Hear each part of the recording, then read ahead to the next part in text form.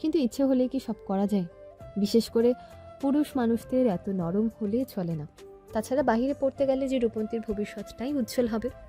মেয়েটা তার সমাজে মাথা উঁচু করে বাঁচতে পারবে। তার মতো এক সামান্য চাকরি করে ওর কাছে থেকে অপমান সহ্য করে বাঁচতে হবে না। সে হয়তো তার মেয়ের গর্বের কারণ হতে পারেনি, কিন্তু তার মেয়ে অবশ্যই তার গর্বের কারণ হবে। সালাম হোসেন আর সময় ব্যয় করলেন না। এরপর আরও ভাবতে বসলে হয়তো কলটাই কেটে যাবে। দ্রুত সে কলটা ধরল, মোবাইলটা কানের কাছে নিয়ে বলল, আসসালামু আলাইকুম আম্মু, কেমন আছো? ওয়ালাইকুম আসসালাম। আলহামদুলিল্লাহ আব্বু, ভালো আছি। তুমি কেমন আছো? আম্মু, ভাই তারা কেমন আছে? আলহামদুলিল্লাহ ভালো, সবাই ভালো আছে আম্মু। বাবা মেয়ের কথা চলতে রইল। আরও কিছুক্ষণ অতিবাহিত হলে এক পর্যায়ে রূপন্তী বলল, তোমার সাথে একটা কথা ছিল আব্বু। কি কথা? রূপন্তী কিছুটা ইতস্তত হয়েই বলল, কিছু টাকা লাগতো আসলে এখানে। বিভানের বিষয়টা প্রকাশ করতে গিয়েও থেমে গেল রূপন্তী। এদেশে এসে সে এতটা অপমানিত হচ্ছে, কষ্ট পাচ্ছে শুনলে নিশ্চিত তার বাবা চিন্তা করবেন, তিনিও কষ্ট পাবেন। তাই কথা ঘুরিয়ে নিল মেয়েটা। আবার বলল, আসলে যে টাকাটা নিয়ে এসেছিলাম তাতে হচ্ছে না, এর মধ্যে কিছু বই কিনতে হবে, তাই আর কি। টাকার কথা শুনে মুখটা চুপসে গেল সালাম সাহেবের। এই বাজারে সংসার চালাতে হিমশিম খেতে হয় তাকে, আবার মেয়েকে বিদেশে টাকা পাঠাবেন কোথা থেকে? যদিও জুবাইদা বেগম যথেষ্ট সাহায্য করেন তাদের। এই যে রূপন্তী টাকা চেয়েছে শুনলে সে টাকাটাও তিনি খুশি মনে দেবেন, কিন্তু মানুষের কাছে হাত পাততে যে লজ্জা লাগে সালাম হোসেনের। তাকে কাজে রেখেছেন জুবাইদা বেগম, সংসার চালাচ্ছেন, মেয়েকে বিদেশে পাঠিয়েছেন পড়তে, নয়তো এত ক্ষমতা তার মতো ক্ষুদ্র মধ্যবিত্ত পরিবারের বা মানবের ছিল না। এখন মেয়ের খরচটাও যদি হাত পেতে চাইতে হয়, মনে মনে বিশাল এক চিন্তায় পতিত হলেও মেয়ের নিকট তা ধরা দিলেন না লোকটা। বেশ হাসি মুখে বললেন, তুমি চিন্তা করো না আম্মু, আমি অতি দ্রুত টাকা পাঠিয়ে দেব। আচ্ছা। এর মধ্যে সালাম হোসেনের নিকট এসে উপস্থিত হলেন রূপন্তীর মা। হ্যাংলা পাতলা দেখি অনেকটা রূপন্তীর ন্যায় চেহারা তার। উৎসুক হয়ে তিনি শুধালেন, কে কল করেছে রূপান্তি? আমাকে একটু দাও, আমিও কথা বলি। সালাম হোসেন মোবাইলটা বাড়িয়ে দিলেন স্ত্রীর পানে, অতঃপর বললেন, নাও কথা বলো। রাত্রি কিছুটা বেড়েছে, চারদিকটা শুনশান নীরবতায় ছেয়ে গেছে। শুধু মাঝে মাঝে শোনা যাচ্ছে রাস্তায় চলাচলরত দুই একটা যানবাহনের ধ্বনি। বিভান দাঁড়িয়ে রয়েছে নিজ কক্ষে ড্রেসিং টেবিলের আয়নার সম্মুখে। সেই সন্ধ্যায় যে রূপন্তীর থেকে পালিয়ে কক্ষে ঢুকেছিল আর বের হয়নি, খেতেও যায়নি।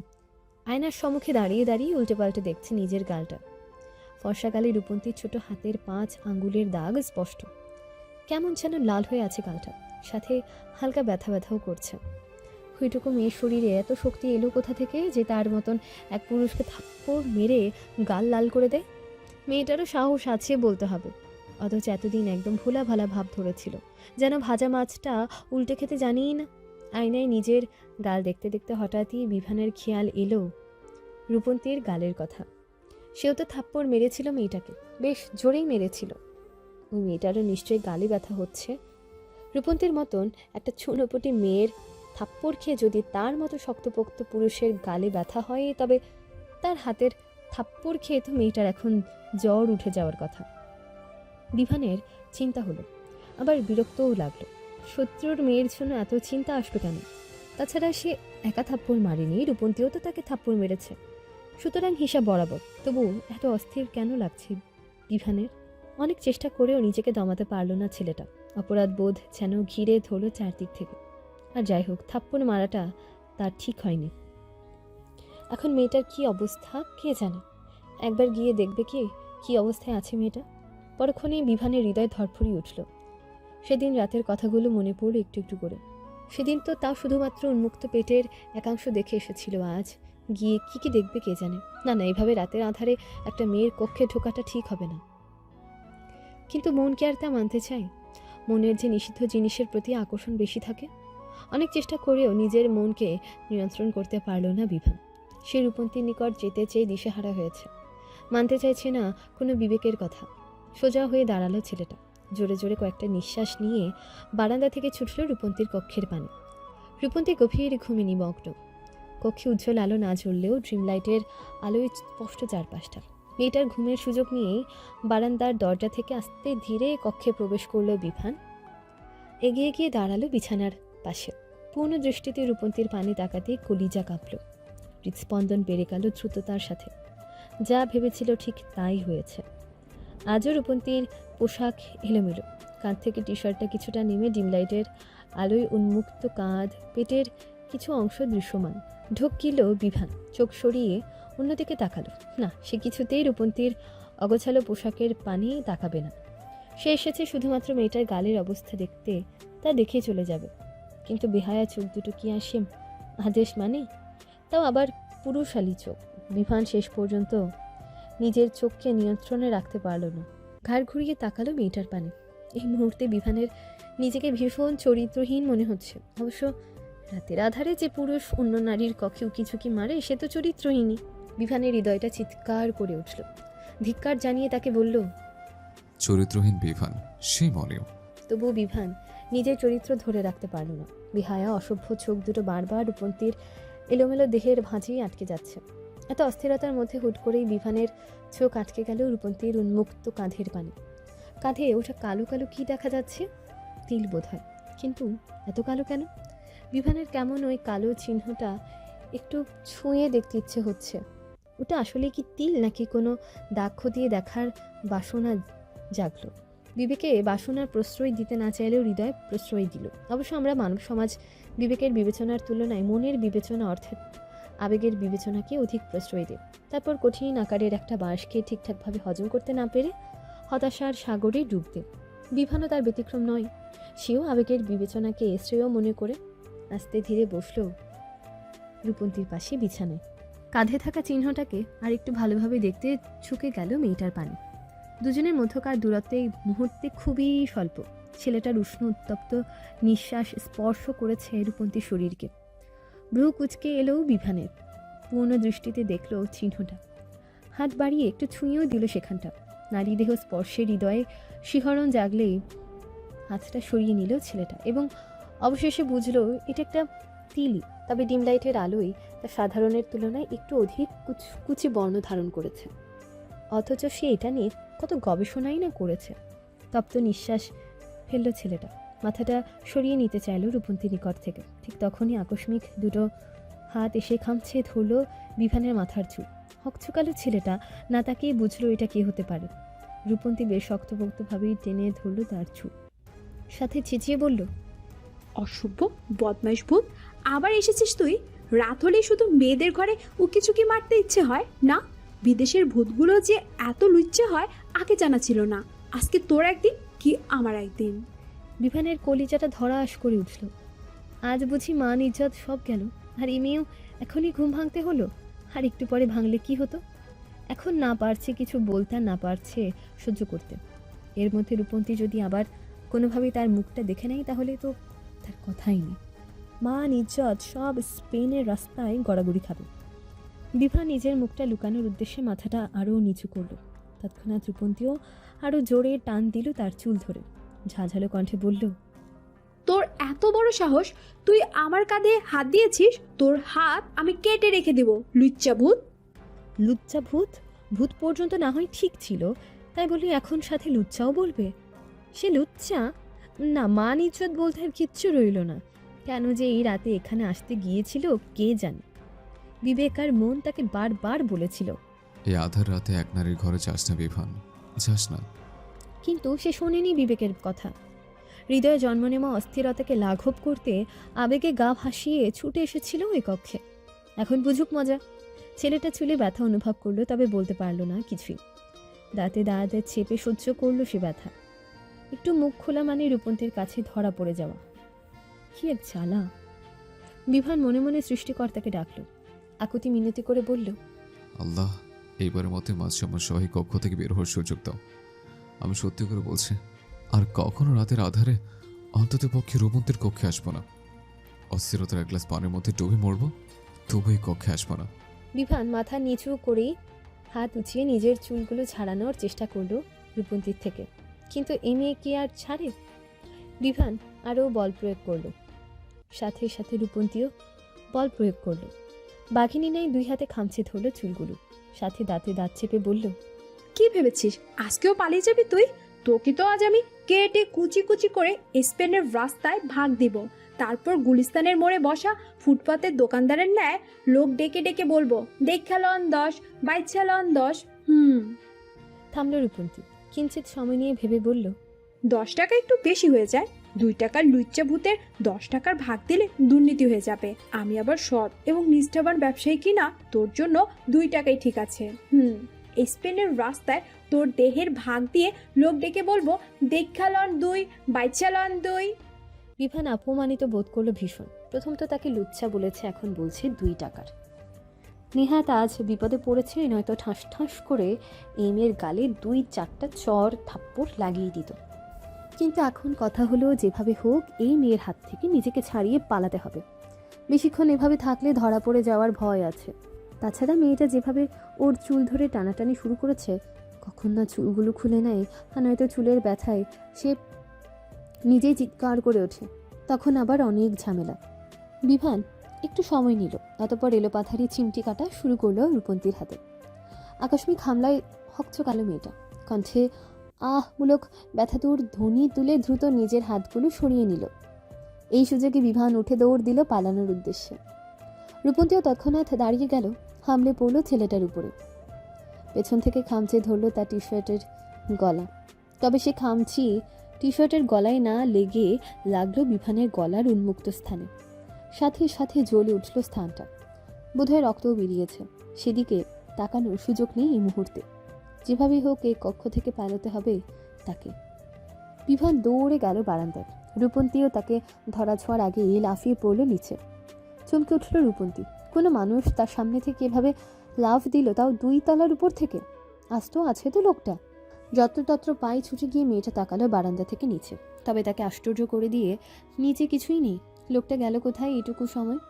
সবচেয়ে বড় কথা, এখান থেকে লাফিয়ে পড়ে মুহূর্তে লোকটার নিচে ব্যাঙের মতন চিৎপটাং হয়ে শুয়ে থাকার কথা ছিল। তা না করে লোকটা পালালো কিভাবে? রূপন্তীর কপালে ভাঁজ পড়ল। আজকের ঘটনা এটুকু বেশ ভালোভাবে সে বুঝেছে যে এ কোনো ভূতটুত নয়, এ কোনো রক্তমাংসে গড়া জলজ্যান্ত মানুষ, যে কিনা নিজের লুচ্চামির স্বভাবের জন্য মেয়েদের ঘরে উকিঝুঁকি মারে। কিন্তু কি হতে পারে এ লোক? বিভ্রান্ত তো অসম্ভব। তার মতন অহংকারী বদমাইশ বদলোক অবশ্যই তার ঘরে উকিঝুঁকি মারবে না। তাছাড়া সে বিভানের শত্রু। আজকে যা ঘটনা ঘটল, মারলো পর্যন্ত, তারপর তো আর তার ঘরে আসার কোনো মানেই হয় না। তাহলে বাকি রইল অ্যারিক আর হ্যারি। এতদিন তো তাদের ভালোই মনে হয়েছিল রূপন্তীর। তাদের মধ্যে কি কেউ এমনটা করতে পারে? করলেও করতে পারে। আজকাল বিশ্বাসযোগ্য আছে কে? তাও আবার অপরিচিত বিদেশের মাটিতে। আচ্ছা, ওই বিষয়ে বিভানের সাথে একবার কথা বলে দেখবে রূপন্তী। অবশ্য কথা বলে লাভ কি? তার কথা তো বিশ্বাস করবে না বিভান, উল্টো অপমান করে তাড়িয়ে দেবে। তার থেকে এই দুজনের উপরে রূপন্তী নিজেই গোপনে নজর রাখতে হবে। এই দুজনের মধ্যে আজ রাতে তার ঘরে কে এসেছিল খুঁজে বের করতেই হবে। মেয়েটা আরও কিছুক্ষণ বারান্দায় দাঁড়িয়ে রইল, নিজ মনে ভাবলেও কিছু একটা। অতঃপর চলে গেল কক্ষের ভেতরে। বারান্দার দরজাটা আটকে দিল ভালোভাবে।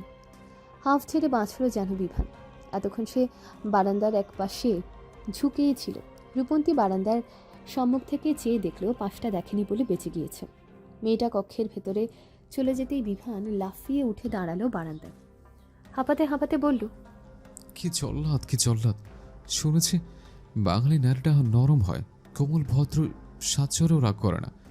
অথচ এই তো আস্ত এক জল্লাদ। আরেকটু হলে চুল টেনে টেনে টাক বানিয়ে দিয়েছিল। চারদিকের জনজীবন ব্যস্ত। নিজেদের জীবিকা নির্বাহের উদ্দেশ্যে সবাই সবার কর্মে লিপ্ত। আর যারা কর্মে লিপ্ত নয় তারাও বাহিরে হাসি ঠাট্টায় ব্যস্ত। তবে ঘরের কোণে বসে রয়েছে সালাম হোসেন। মাথা ভর্তি এখন তার চিন্তা। মেয়ের টাকা চেয়েছে। বিদেশের বাড়িতেই অল্প স্বল্প 2-4 হাজার টাকা পাঠালেও তো হয় না। আর মেয়েটাকে টাকা না পাঠালেও তো নয়। কিন্তু এত টাকা এই মুহূর্তে পাবেন কোথায় তিনি? ব্যাংক থেকে ঋণ নেবে তার উপায় নেই। আগে একটা ঋণ নেওয়া। জুবাইদা বেগমের নিকট হাত পাতবে তাতেও লজ্জা লাগছে। পরোক্ষভাবে হোক আর প্রত্যক্ষভাবে হোক না, ওই নারীর একমাত্র পুত্র এবং তার স্ত্রীর মৃত্যুর পেছনে সে রয়েছে তা অস্বীকার করা যায় না। তবু ওই নারী তাকে কাজ থেকে বের করে দেয়নি, তাকে কখনো দোষারোপ করেননি, উল্টো সর্বদা সাহায্য করেছে। রূপন্তীকে বিদেশে পাঠিয়েছেন পড়তে। ছোট ছেলেটাকেও ভালো স্কুলে ভর্তি করে দিয়েছেন।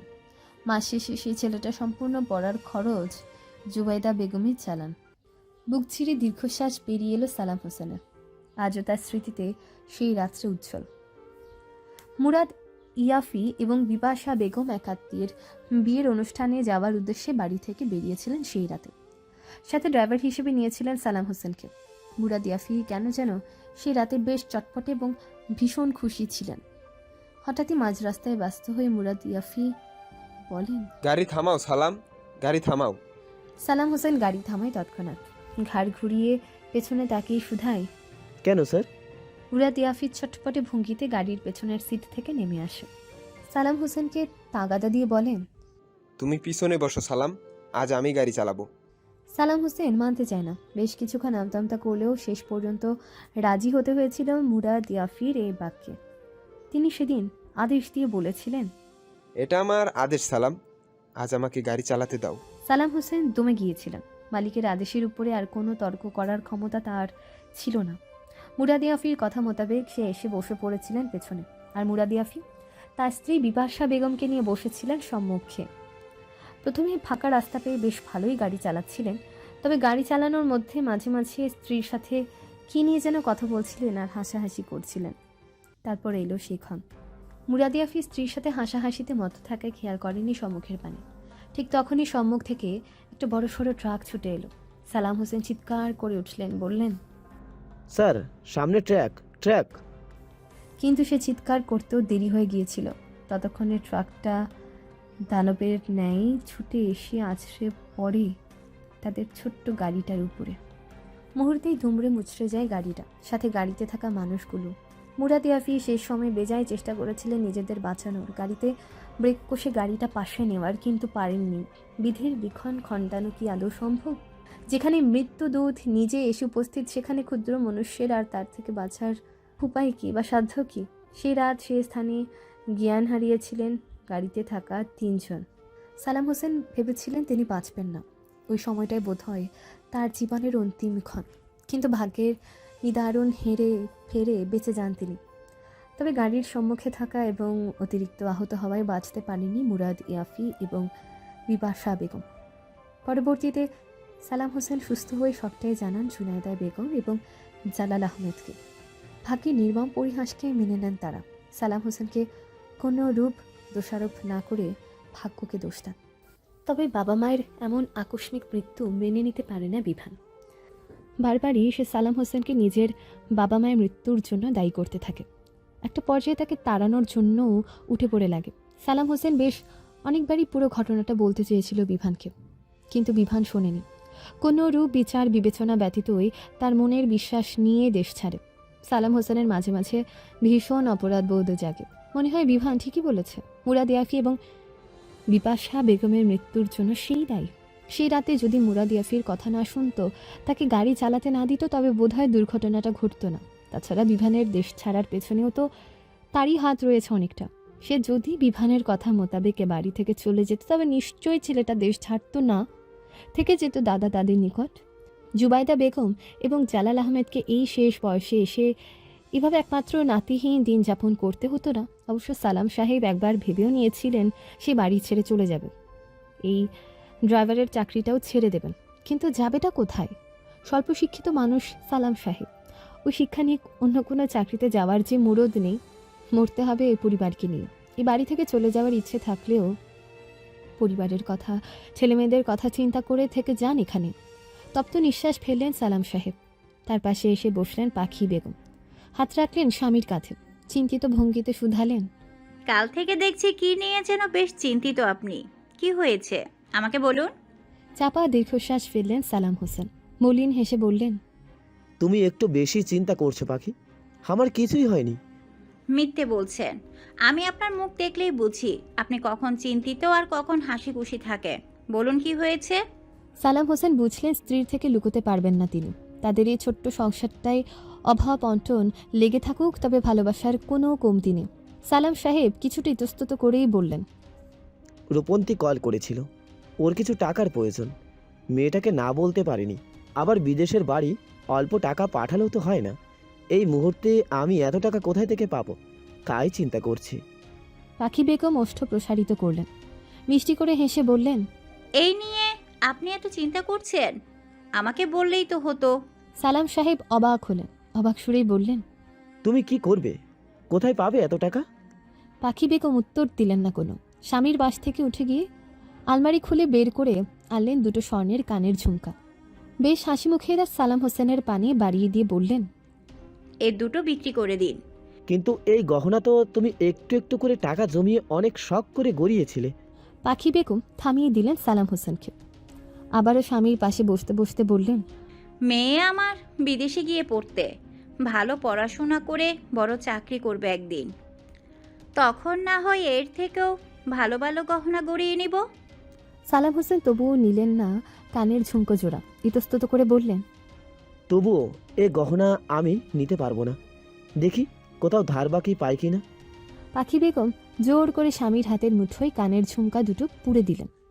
অভয় দিয়ে বললেন, আরে রাখো তো, একদিন দেখবে মেয়ে আমার বড় চাকরি করবে, তখন এমন গহনা কত আসবে। তুমি শুধু শুধু চিন্তা করছো। সালাম হোসেনের আখিদয় ভরে উঠল। মুলিন কণ্ঠে বললেন, আমি না হতে পারলাম একজন ভালো স্বামী, আর না পারলাম একজন ভালো বাবা হতে। তোমাদের কোনো চাহিদাটাই পূরণ করতে সক্ষম হলাম না। সারা জীবন একজন ব্যর্থ পুরুষ হয়ে পৃথিবীর বুকে বেঁচে রইলাম। পাখি বেগম স্বামীর কথায় ব্যথিত হলেন কিঞ্চিত। মাথা রাখলেন তার কাঁধে। মৃদু কণ্ঠে বললেন, কে বলেছে আপনি আমাদের কোনো চাহিদা পূরণ করতে সক্ষম হননি? আপনাকে পেয়ে যে আমার জীবনে আর কিছু চাওয়ার নেই। মানুষের জীবনে সবচেয়ে বড় চাহিদা হলো ভালোবাসা। টাকা পয়সা তো আজ আছে, কাল নেই। আমি আপনাকে পেয়ে পৃথিবীর শ্রেষ্ঠ সম্পদ ভালোবাসা পেয়েছি, যত্ন পেয়েছি, একটা সুন্দর সংসার পেয়েছি। সুন্দর এক সকাল। চারদিকটা সূর্যের উজ্জ্বল আলোয় আলোকিত হয়ে উঠেছে। রাস্তাঘাট ভরে উঠেছে জনমানবের সমাগমে। সেই সাথে ফুরফুরে হয়ে উঠেছে রূপন্তীর হৃদয়ও। আজ সকাল সকালই মোবাইলে মেসেজ চলে এসেছে তার কলেজের লাইব্রেরিতে সহকারী পদে চাকরিটা হয়ে গেছে। ওদিকে তার বাবাও টাকা পাঠিয়ে দিয়েছেন। রূপন্তী জানে এই টাকাটা পাঠাতে সালাম হোসেনের কতটা কষ্ট করতে হয়েছে, কিন্তু এখন সেও চাকরি পেয়ে গেছে। লাইব্রেরিতে সহকারী পদের জন্য যে বেতনটা ধার্য করা হয়েছে তাতে এদিকে নিজের খরচ চালিয়ে কিছু টাকা বাড়িতেও পাঠাতে পারবে। এভাবে ইনশাল্লাহ তাদের সুদিন ফিরবে। কিন্তু এখন কথা হলো তাকে বিভানের বাড়ি ছাড়তে হবে, আর এর জন্য হোস্টেলে সিট প্রয়োজন। এমনি আবেদন করলেও সিট পাওয়া যাবে, তবে পরিচিত লোক থাকলে বোধহয় 2-1 দিনেই পাওয়া যাবে। বিভানকে বললে তো সাহায্য করবে না। হেলিনাও হোস্টেলে থাকে না। তাছাড়া মেয়েটা বেশ ভদ্র সভ্য, সে যে ঠিকভাবে কথা বলে হোস্টেলে একটা সিট চেয়ে দেবে তা পারবে না। আচ্ছা, ইমাদকে বললে কেমন হয়? ছেলেটাকে যতদূর দেখেছে তাতে ভালো এবং পরোপকারী মনে হয়েছে। একবার বলে তো দেখাই যায়। বিভা নিজ কক্ষ থেকে বেরোনোর পূর্বেই রূপন্তী এক প্রকার হন্তদন্ত হয়ে ছুটল কলেজে। ইমাদ আর জায়গা ক্যাম্পাসে ঘাসের উপর বসেছিল, অপেক্ষা বিভানের। তখনই কোথা থেকে আলিনাকে নিয়ে রূপন্তী গিয়ে দাঁড়ালো তাদের সম্মুখে। হাঁপাতে হাঁপাতে বলল, আপনি এখানে? আর আমি আপনাকে কোথায় কোথায় না খুঁজেছি। ইমাদ এবং জ্যাক অবাক হলো দুজনে। ইমাদের যেন বিশ্বাস করতে কষ্ট হচ্ছে রূপন্তী তাকে খুঁজছে। ছেলেটা হাত উঠিয়ে হাতে তর্জনে আঙুলটা তাক করলো নিজের পানে। অবাক কণ্ঠে বলল, আমাকে খুঁজছিলে? হ্যাঁ, জরুরি কথা আছে আপনার সাথে। ইমাদের অবাকের মাত্রা বাড়ল, সাথে খুশিও হলো ভীষণ। যাক, এই অজুহাতে মেয়েটা তার সাথে কথা বলছে। এভাবে অল্প স্বল্প কথা হতে হতেই তো বাক্যালাপ বাড়বে, দুজন দুজনের কাছাকাছি আসবে। ইমাদ বেশ উৎফুল্লতার সাথেই বলল। কি কথা? রূপন্তী একটু সময় নিল, ইতস্তত করে বলল, আসলে কথা হচ্ছে কি, আমি এই কলেজ হোস্টেলে উঠতে চাচ্ছিলাম। মানে হোস্টেলে একটা সিট প্রয়োজন। ইমাদ যেন আকাশের চাঁদ পেল হাতে। এমনিও সে চাইছিল না বিভানের সাথে রূপন্তী একা একা বাড়িতে থাকুক, মন সায় দিচ্ছিল না, আবার কিছু বলতেও পারছিল না। তবে এখন যখন সুযোগ নিজে হেঁটে এসে তার সম্মুখে দাঁড়ালো, তখন সে সুযোগ হাতছাড়া করা ঠিক হবে না কিছুতে। তবে কি কারণে বা কেন ওই বাড়ি রূপন্তী ছাড়তে চাইছে, বিষয়ে কোনো প্রশ্ন ইমাদ করার আগেই মেয়েটা বলল, আপনি হয়তো ভাবছেন ও বাড়িতে কি সমস্যা হয়েছে, আমি হুট করে কেন এই বাড়ি ছেড়ে কলেজ হোস্টেলে উঠতে চাইছি। আসলে ও বাড়িতে কোনো সমস্যা হয়নি, আমারই কলেজ থেকে ও বাড়িতে, আবার বাড়ি থেকে কলেজে দৌড়াদৌড়ি করতে একটু সমস্যা হচ্ছে। পড়াশোনা ঠিকভাবে হচ্ছে না, তার উপরে এখন আবার কলেজ লাইব্রেরিতে পার্ট টাইম জব নিয়েছি, তাই কলেজ হোস্টেলে থাকতে পারলে ভালো হতো, এই আর কি। রূপন্তী মিথ্যে বলল। হাজার হলেও বিভান ইমাদের ফুফাতো ভাই, নিশ্চয়ই ভাইয়ের বিরুদ্ধে কোনো কথা সে বিশ্বাস করবে না। উল্টো তার ভাইয়ের নামে মিথ্যে বলার অপরাধে না সাহায্য করতে অস্বীকার করে। কিন্তু বিভানের বাড়ি তো কলেজ থেকে খুব একটা দূরে নয়, আর তাতে এত সমস্যা হওয়ার কথা নয়। ইমাদের মনে প্রশ্ন জাগলো, তবে সে প্রশ্নগুলো মনের মধ্যেই চাপা দিল ছেলেটা। আপাতত তাকে হোস্টেলে একটা সিট খুঁজে রূপন্তী থাকার ব্যবস্থা করতে হবে, আর এই সুযোগে মেয়েটার সাথে একটা ভালো সম্পর্কও গড়ে তুলতে হবে। ইমাদ হাসল, বসা থেকে উঠে দাঁড়িয়ে বলল, আমি তোমাকে 2 দিনের মধ্যে শীট পাঠিয়ে দেব, তবে আমার একটা শর্ত আছে। রূপন্তীর কপালে ভাঁজ পড়ল, সন্দিহান সুরে বলল, কি শর্ত? 1 কাপ চাই আমি তোমাকে চাই। বহুল প্রচলিত বাংলা একটা লাইন। রূপন্তীর কপালের ভাঁজ আরও গাঢ় হলো। চোখ ছোট ছোট করে প্রশ্ন করল, মানে? ইমাদ ওষ্ঠ প্রসারিত করে হাসল, মাথা ঝাঁকিয়ে বলল, তোমার হাতের 1 কাপ চা চাই আমি। রূপন্তীর কপালে ভাঁজ সরল। ইমাদের সাথে তাল মিলিয়ে মৃদু হাসল সেও। ভদ্রতার সাথে বলল, যখন ইচ্ছে বাসায় চলে আসবেন, আমি বানিয়ে খাওয়াবো। থামল রূপন্তী। পরপর জ্যাক এবং অ্যালিনার পানে তাকিয়ে বলল, আপনি এবং এলিনাও চলে আসবেন হিমাদ ভাইয়ের সাথে। আমি আপনাদের অপেক্ষায় থাকবো। জ্যাক উৎসুক হলো, উৎফুল্লতার সাথে ইংরেজি বাক্যে বলল, আমাকে এখন বললে আমি এখন চলে আসবো। চা কফি আমার পছন্দের। রূপন্তী হাসল, মিষ্টি করে বলল, তবে আপনার চায়ের পরে একদিন কফিও পাওনা রইল। ওকে, একা কফি খাওয়ালে চলবে নাকি? আমারও কিন্তু কফি চাই। ইমাদের কথায় রূপন্তী মাথা দুলালো, বলল, আচ্ছা আচ্ছা, আগে আমাকে সিটটা পাইয়ে দিন, তারপর সব হবে। চলো তাহলে এখনই কলেজ কর্তৃপক্ষের নিকট, দেখি কি করা যায়। রূপন্তীর কিঞ্চিত অবাক হলো, কপালে ভাঁজ ফেলে বলল, কিন্তু আপনি তো বললেন 2 দিনের মধ্যে পাইয়ে দিবেন। কোনো কাজে ফেলে রাখা উচিত নয়। আমার জানা মতে মেয়েদের কিছু সিট খালি থাকার কথা। আজকে গিয়ে কথা বলে দেখি, পরে যদি না পাই। থামল ইমাদ, ওষ্ঠ প্রসারিত করে আবার বলল, তাছাড়া তোমার চা কফির জন্য আমার তর্স হচ্ছে না। যত দ্রুত সম্ভব তোমার হাতে বানানো চা কফিতে চুমুক দিতে চাই। রূপন্তী মুগ্ধ হলো ইমাদের ব্যবহারে। ছেলেটা কথায় কথায় হাসে, ব্যবহারটাও বেশ অমায়িক। রূপন্তীর কেন যেন বিশ্বাস করতে কষ্ট হলো এই ইমাদ সম্পর্কে বিভানের ভাই। কি বিদঘুটে খবিসের ন্যায় ব্যবহার ওই বিভানের। মুখ খুলে যখনই কথা বের করে তখনই যেন নিম পাতা করলা একসাথে ঝরে পড়ে। আর ইমাদ কি ভদ্র, অমায়িক এবং পরোপকারী ছেলেটা। রূপন্তীর ভাবনার মধ্যে ভেসে আবার এলো ইমাদের কণ্ঠস্বর, তাড়া দিয়ে বলল, কি হলো, চলো। রূপন্তী বিনিময় মিষ্টি হাসল। ক্লাসে গেল না আর কেউ। ইমাদ, জ্যাক, রূপন্তী এবং অ্যালিনা সবাই একজোট হয়ে গেল হোস্টেলে একটা সিটের জন্য। কিন্তু মাঝপথে যেতে ইমাদের পকেটে থাকা মোবাইলে বেজে উঠল কর্কশ ধ্বনিতে। হাঁটতে হাঁটতে সে পকেট থেকে মোবাইলটা বের করলো, কলটা রিসিভ করে কানের কাছে নিয়ে বলল, হ্যাঁ বিভান বল। উপাস থেকে কি বলল শোনা গেল না, তবে জবাবে ইমাদ বলল, আজ ক্লাস করবো না ভাই, একটা কাজে এসেছি। মরেছে। এখন উপাস থেকে অবশ্যই বিভান জিজ্ঞেস করবে কি কাজ? তখন যদি ইমাদ কোনোভাবে লাইব্রেরিতে চাকরি পাওয়া এবং হোস্টেলে সিট খোঁজার কথা বলে দেয় তখন কি হবে? ওই লোক তো আবার রূপন্তীর ভালো দেখতে পারে না। যদিও রূপন্তী বাড়ি ছাড়বে শুনে ওই লোকের খুশি হওয়ার কথা, তবু সাবধানের মান নেই। লোকটার তো আবার মেয়েদের মতন ক্ষণে ক্ষণে মুড সুইং। প্রয়োজনে যখন বাড়ি ছেড়ে একদম হোস্টেলে চলে আসবে তখন বলা যাবে আপাতত কিছু না বলাই শ্রেয়।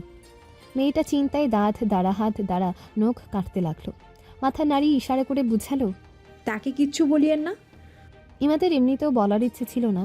রূপন্তীর ইশারা পেয়ে সে আরও ধাতস্থ হলো। বিভানের কি কাজ?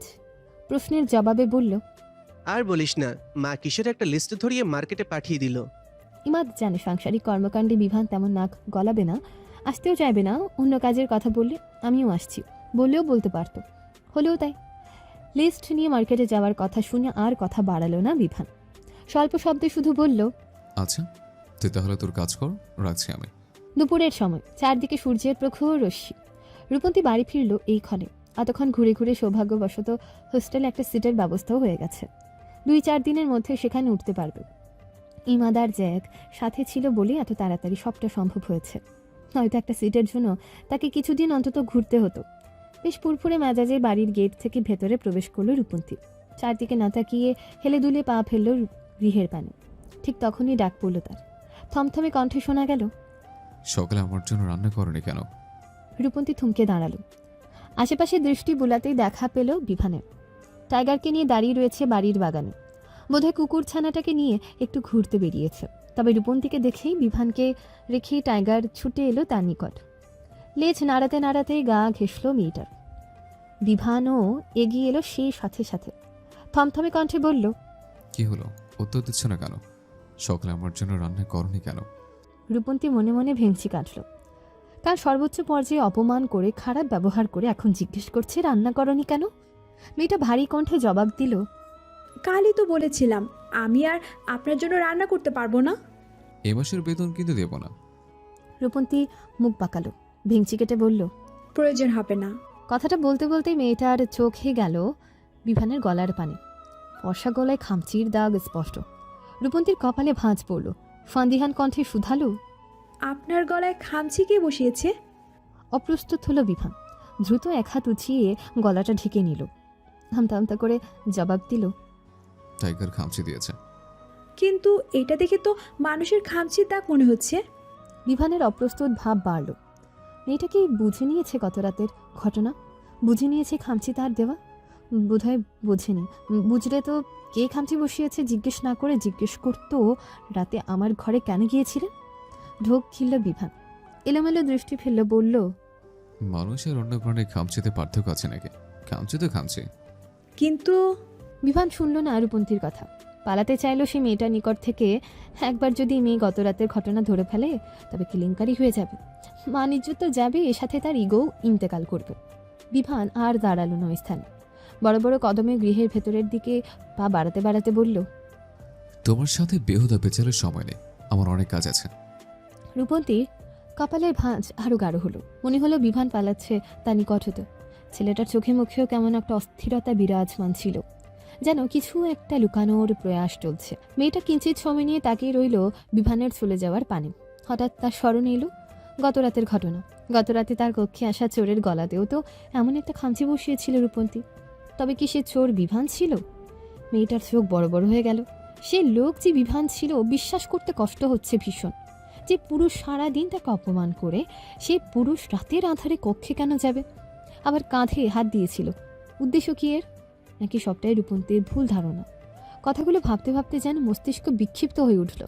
সব যেন কেমন তাল গোল পাকিয়ে যাচ্ছে। সন্ধ্যা নেমেছে। চারদিকটা সূর্যের রশ্মি ফিকে হয়ে আলোকিত হয়ে উঠতে শুরু করেছে কৃত্রিম আলো। বিভানের বাড়ির কলিং বেলটা বেজে উঠল এই সময়। ছেলেটা বসার কক্ষেই ছিল। কলিং বেলের শব্দ পেয়ে উঠে গেল বসা থেকে। দরজাটা খুলতে দেখা মিলল ইমাদ, জ্যাক এবং অ্যালিনার। একযোগে তারা চিৎকার করে বলল, সারপ্রাইজ! বিভানের কপালে ভাঁজ পড়ল। একে একে তাকালো সে সকলের পানে। প্রত্যেকেরই 2 হাত ভর্তি খাবারের কিছু প্যাকেট দৃশ্যমান।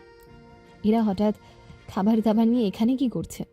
বিভান গম্ভীর কণ্ঠে শুধালো। কি সমস্যা? কিঞ্চিত ভরকে গেল ইমা, জ্যাক এবং অ্যালিনা। তারা ভেবেছিল দরজাটা রূপন্তী খুলবে, তাই চিৎকার করে মেয়েটাকে একটু চমকে দিতে চেয়েছিল। কিন্তু তাদের ভাবনাকে ভুল প্রমাণিত করে দরজা খুলেছে বদমেজাজি বিভান। ইমাদ হামতামতা করে বলল, না মানে অনেকদিন ধরে তো পার্টি টার্টি কিছুই হয় নাই।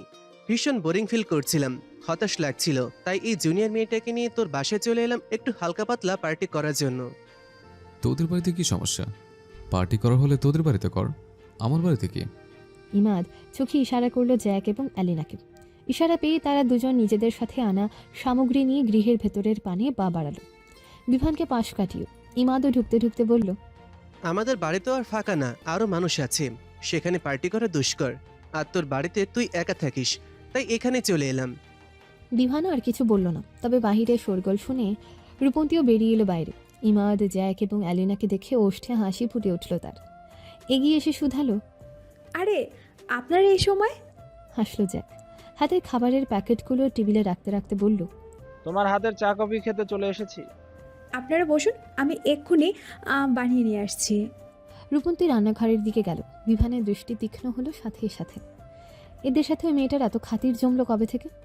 বিভান আবার গিয়ে বসলো সোফায়। ইমাদ, জ্যাক আর অ্যালিনাও বসলো তার 2 পাশ জুড়ে। সময় গড়ালো খানিকটা।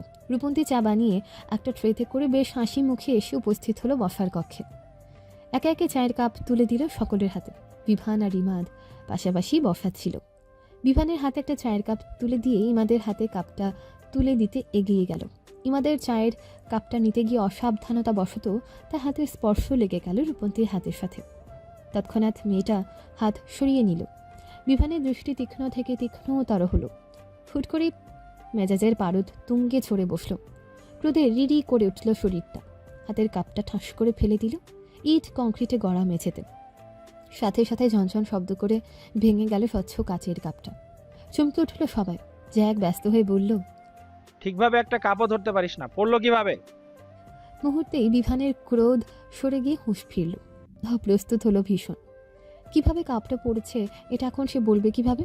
ইমাদের হাতের সাথে রূপন্তীর হাতের স্পর্শ লাগায় ক্রোধের বশে সে কাপ ফেলে দিয়েছে, কথা বলাও তো লজ্জাজনক। তাছাড়া এখানে তার ক্রোধ জন্মানোটাও তো উচিত নয়। অসাবধানতা বশত সামান্য হাত লেগে যেতেই পারে। বিভান একটু কেশে গলা পরিষ্কার করে নিল। এলোমেলো দৃষ্টি ফেলে বলল, হাত ফসকে পড়ে গিয়েছে। যার হাত ফসকে পানি পড়তে ভয় পাই, তার হাত ফসকে নাকি চায়ের কাপ পড়ে গেছে। আশ্চর্য। ইমাদ অনেকটা রসিকতার সুরেই বলল কথাটা। বিভান ভ্রু কুচকাল, থমথমে কণ্ঠে বলল, তো কি হয়েছে? না না, এমনিতেই বলছিলাম আর কি। ইমাদ চায়ের কাপে চুমুক দিল। ফোঁস করে একটা নিঃশ্বাস ছাড়ল রূপন্তী। নিজের জন্য আনা কাপটা বিভানের পানে বাড়িয়ে দিয়ে বলল, আপনি এটা নিন, আমি আরেক কাপ আনছি। বিভান বিনা বাক্য ব্যয়ে কাপটা হাতে নিল, চুমুক বসালো চায়। রূপন্তী সেদিকে একবার তাকিয়ে হাঁটু মুড়ে বসলো মেঝেতে। হাত বাড়িয়ে আস্তে ধীরে ভাঙা কাপের অংশগুলো তুলতে শুরু করলো এক এক করে। ইমাদ ব্যস্ত হলো, নিজের হাতের কাপটা টেবিলের উপরে রাখলো শব্দ করে। তড়ি ঘুরি করে বসলো রূপন্তীর পাশে। অস্থির চিত্তে শুধালো, তোমাকে এসব করতে হবে না, আমি করছি। ভাঙা কাছে হাত কাটতে পারে তোমার। আপনারও তো ভাঙা কাছে হাত কেটে যেতে পারে। রূপন্তী তৎক্ষণাৎ জবাব। বিনিময়ে হাসল ইমাদ, মৃদু স্বরে বলল, আমার হাত কাটলেও সমস্যা নেই, পুরুষ মানুষ। তবে তোমার হাত কাটলে বেজায় সমস্যা। রূপন্তী ভ্রু কুচকাল, ললাটে ভাঁজ ফেলে বলল, কি সমস্যা? ও তুমি বুঝবে না, তুমি বরং আরেক কাপ চা নিয়ে এসো, আমি ততক্ষণে এখানটা পরিষ্কার করে দিচ্ছি। মেয়েটা আর কথা বাড়ালো না, উঠে গেল রান্নাঘরের পানে। বিভান এতক্ষণ কান পেতে শুনছিল ইমাদ আর রূপন্তীর কথোপকথন। মেজাজ বিগড়ালো চরম পর্যায়ে। হাতের চা আর মুখে দেওয়ার ইচ্ছে হলো না কোনোভাবে। চায়ের কাপটা ঠাস করে এসে রাখলো টেবিলে। বিড়বিড়িয়ে বলল, আতিক্ষেতা থাপড়ে এক একটাকে সোজা করে দিতে ইচ্ছা হয়। ইমাদ শুনল না বিভানের বাড়িয়ে বাড়িয়ে বলা কথা বা বাক্যটা, তবে কাপ রাখার শব্দে হক চুকিয়ে উঠল। ভ্রু কুচকে বলল, এখন ওই কাপটাও ভাঙবে নাকি? বিভানের ক্রোধ যেন বাড়ল আরও এক ধাপ। টেবিলের উপর থেকে একটু আগে নিজে রাখা কাপটা হাতে নিল সে, ঠাস করে ফেলে দিল মেঝেতে। মুহূর্তে ঝনঝন করে ধ্বনি তুলে ভেঙে গেল এ কাপটাও। চমকালো ইমাদ, জ্যাক এবং অ্যালিনা তিনজনই। ইমাদ কিছুটা অবাক স্বরেই বলল, এটা কি করলি তুই? কাপটা ভাঙলি কেন? আমার কাপ, আমার ইচ্ছা। তুই পরিষ্কার করে কাজ পরিষ্কার কর। আমি পারবো না। তুই ভেঙেছিস কেন? তুই পরিষ্কার কর। বিভান ছোট ছোট চোখ করে তাকালো ইমাদের পানে, কিছুটা রুক্ষ স্বরে বলল, আগের কাপটাও তো আমার ভাঙা, তাহলে সেটা পরিষ্কার করছিস না কেন? সর এখান থেকে। রূপন থেকে রাখছি আমি, ওই পরিষ্কার করবে। রূপন্তীর কথা শুনে একটু দমল ইমাদ। বিভানের পানে একবার অগ্নি দৃষ্টি নিক্ষেপ করে আবার লেগে গেল কাঁচ পরিষ্কার করতে। ইমাদ এবং বিভানের কথোপকথন শুনতে শুনতে হাতে ধরে রাখা চায়ের কাপে চুমুক বসালো অ্যালিনা। অমনি অসাবধানতা বশত গরম চায়ে ছ্যাঁকা লাগলো তার জিহ্বায়। দ্রুত কাপটা দূরে সরিয়ে নিল সে, কণ্ঠ গলিয়ে ধ্বনি তুলল, জ্যাক হকচকালো। দ্রুত সে নিজের হাতের কাপটা টেবিলে রেখে ফিরে তাকালো অ্যালিনার পানে। ব্যস্ত হয়ে শুধালো, কি হয়েছে? অ্যালিনা মুখ থেকে জোরে জোরে বায়ু বের করতে করতে বলল, গরম চাই মুখ পড়েছে। জ্যাক ব্যস্ত হলো।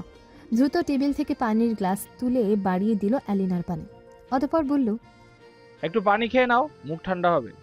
অ্যালিনা দ্রুত পানির গ্লাস হাতে নিল, ঝকঝক করে গিলতে শুরু করলো পানি। এর মধ্যে রূপন্তীও রান্নাঘর থেকে চায়ের কাপ হাতে নিয়ে ফিরে এলো। সবাইকে উদ্দেশ্য করে বলল, চলুন এবার সবাই একসাথে চা শেষ করা যাক। বিভান বাদে বাকি সবাই আবারও চা পানে মন দিল। গরম চায়ে মুখ পুড়িয়ে ঠান্ডা পানি খাওয়ায় অ্যালিনার জিহ্বার ছাল ইতোমধ্যে হাওয়া। তবুও সে সকলের সাথে যোগ দিয়ে নিজের বাকি চাটুকু শেষ করলো। এরপরে সবাই হাত লাগাল ইমাদ, জ্যাক আর অ্যালিনার হাতে করে নিয়ে আসা খাবারে। সেখানে একটা চকলেটের প্যাকেটও ছিল। রূপন্তী খুশি হলো, চকলেটের প্যাকেটটা খুলে মুখে পুরল খানিকটা চকলেট। অতঃপর ভেঙে ভেঙে একে একে সকলকে ভাগ দিল।